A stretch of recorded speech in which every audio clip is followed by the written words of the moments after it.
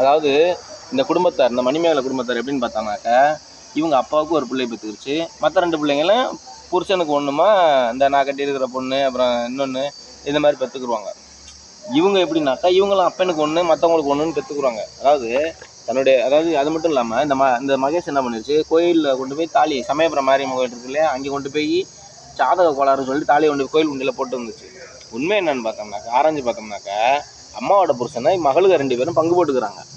புருஷங்காரன் ஒருத்தன் செத்து போயிட்டாலும் மற்ற 2 பேர் இருக்கிறாங்கல்ல, அது அம்மாவுக்காக இருந்தாலும் சரி, பிள்ளைக்காக இருந்தாலும் சரி, புருஷங்காரன் ஒரு புருஷன் செத்தாலும் ஒரு புருஷன் உசுரோட இருக்கிறான் அப்படிங்கிற மாதிரி. அதாவது இவங்களுக்கு தாலி முக்கியம் கிடையாது, இவங்களுக்கு தாலியோ கலாச்சாரமோ முக்கியம் கிடையாது.